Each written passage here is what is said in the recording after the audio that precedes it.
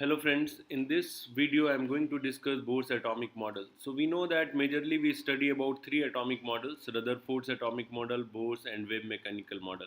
So you know the shortcomings of Rutherford model. Rutherford model could not explain that why an atom is stable, why electron revolve around the nucleus, and why it is stable, because according to Maxwell theory any moving charge should emit energy if it is in an accelerated motion.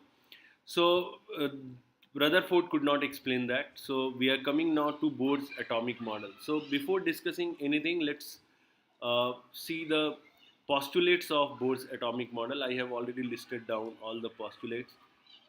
So Bose directly denied the fact that electron will radiate energy if or loses energy. Electron loses energy if moving in an orbit. So first thing, the first postulate says that electron does not radiate energy. He could not explain why it does not radiate, but it directly said that it will not radiate any energy, and the energy in the given orbit of the electron will be fixed, and this is called stationary state.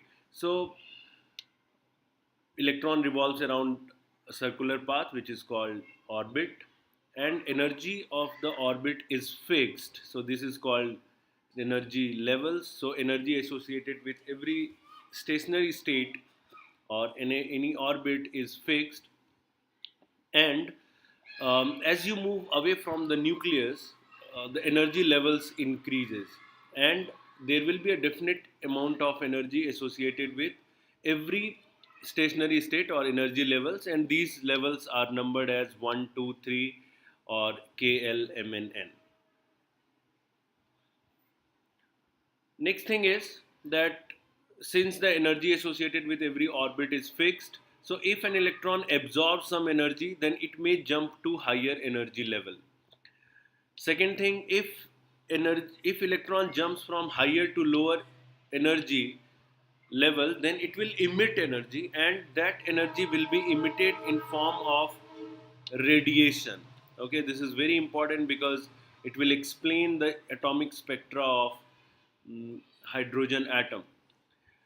Next thing is that the force of attraction between the electron and nucleus, and that is the Coulomb force, uh, which is responsible for the circular path of the electron.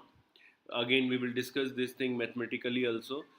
Uh, and the last thing is angular momentum is quantized. So on the basis of these postulates, we can determine a few things of electron, like radius of the orbit of an electron. Second thing, velocity and energy associated with any electron if it is moving in a particular orbit. So one thing I want to tell you first, that Bohr's model is only applicable. This is only applicable for hydrogen like atom. For hydrogen like atom. So what do we mean by hydrogen like atom? So hydrogen like atom essentially means that the atom should have only one electron system.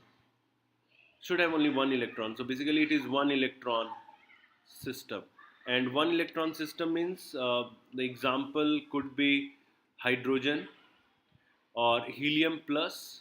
So helium is having two electrons. So if you remove one electron, then it will become one electron system.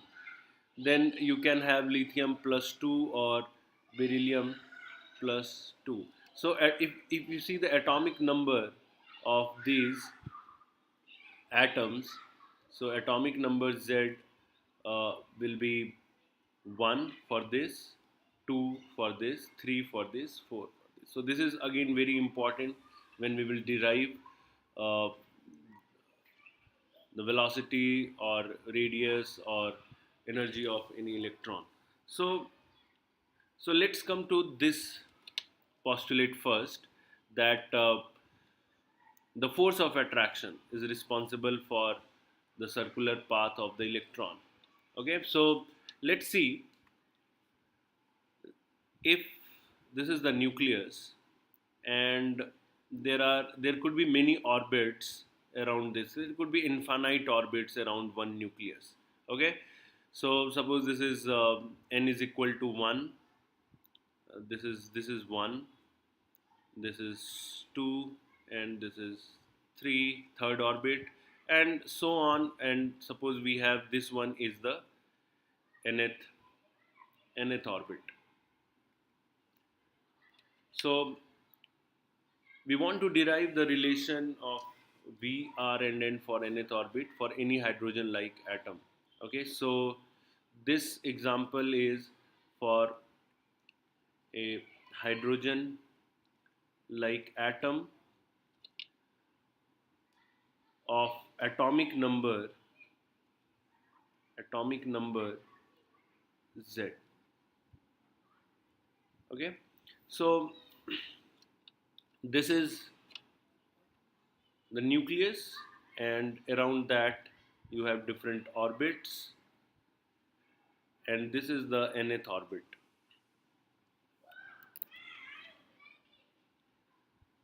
I'll try to draw perfect circle, but it's not possible for me, so bear with me.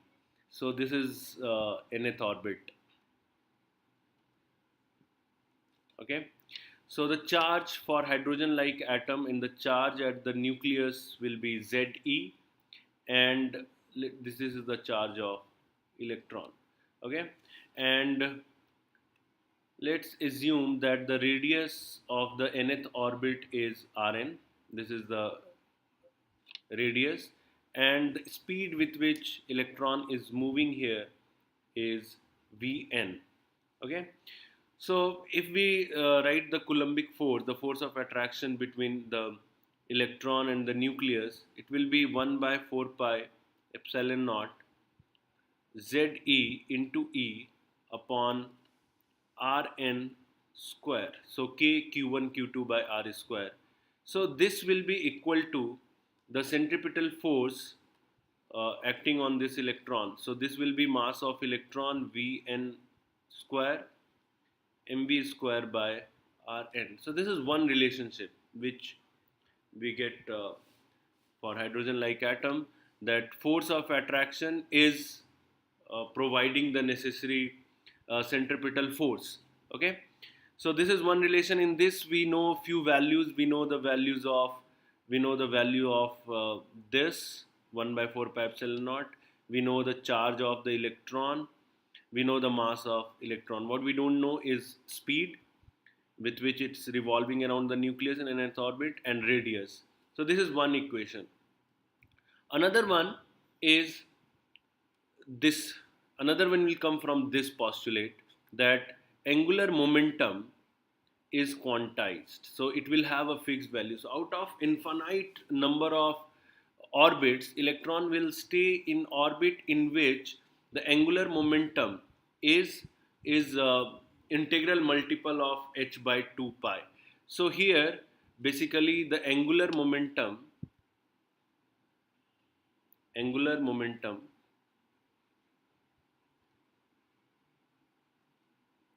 is multiple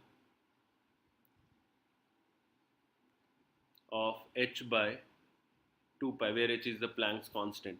So if I take this relationship, so for nth orbit, what I can write for nth orbit,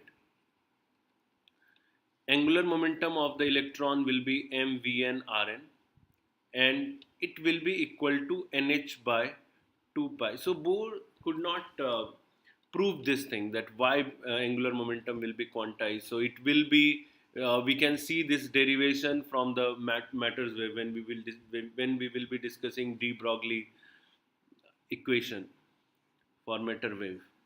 Now, if we consider these two equation this and this, so we have two variables here, Vn and Rn, and if we put the value of if substitute the value of Vn and Rn in these two equations, we can get Rn and as well as Vn. So if you put the value, you will get that Rn is equal to 0.529 n square by Z angstrom. So you have to just remember this formula while solving problems. You can take it directly. And Vn comes out to be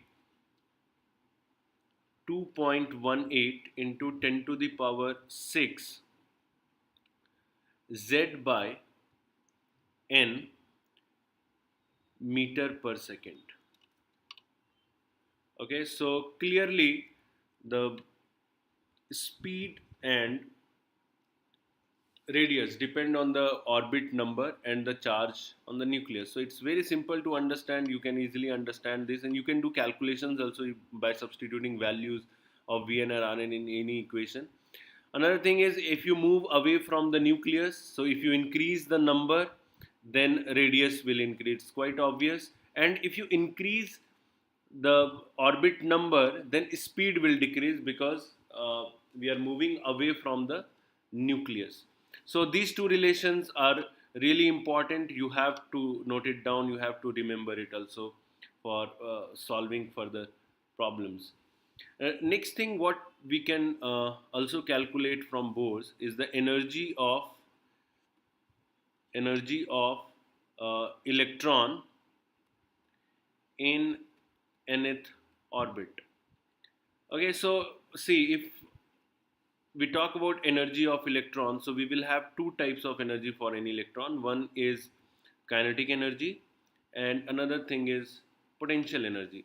So we can say that kinetic energy of the electron in nth orbit is half m vn square. Okay, and potential energy is equal to 1 by 4 pi epsilon naught minus plus ze into minus e, because here we will consider the charge of electron, because we are calculating potential energy, which is scalar quantity, so we will have to consider the negative charge here. And then you have Rn. So we can find out MEVN square from the equation 1. So from the equation 1, MEVN square is equal to, okay, so you can put values from this. It will be equal to half into 1 by 4 pi epsilon naught ZE square by Rn. So what we are doing, actually we are just cancelling this thing, Rn and Rn. You can cancel here. So mvn square is equal to 1 by 4 pi epsilon naught kZe square by Rn. Okay, so this is kinetic energy, this is potential energy. So potential energy, finally we can write 1 by 4 pi epsilon naught Ze square by Rn. So total energy here will be equal to kinetic energy plus potential energy. So half 1 by 4 pi epsilon naught Ze square by Rn plus minus 1 by 4 pi epsilon naught Ze square by Rn is equal to minus 1 by 2 k, which is 1 by 4 pi epsilon naught Ze square by Rn. Okay, so again the value of k we know the value of E, and we know the value of n square as well. So I will write it separately. Total energy is equal to minus 1 by 2 k Z E square upon Rn. So this is again the important relation. So we have three values now. We have Ke, we have Pe, and we have total energy Te. And if we put the value of Rn, which is 0.529 n square by Z angstrom, if you put this value here, then you will see that the total energy which is energy in nth orbit, will be proportional to z square by n square. If you put the value here for Rn, if you put this value here, then z will come up in the numerator and n square will come down, and rest of the things are constant. K is constant, E is constant. So energy is proportional to z square by n square, and if you put the value of everything, then you will get energy in the nth orbit is minus 13.6 z square by n square electron volt. Okay, so this is a very important relation, and you must remember this. So electron volt, and you know the value of electron volt is this thing also you must remember. This is equal to 1.69 in sorry 1.6 into 10 to the power minus 19 joule.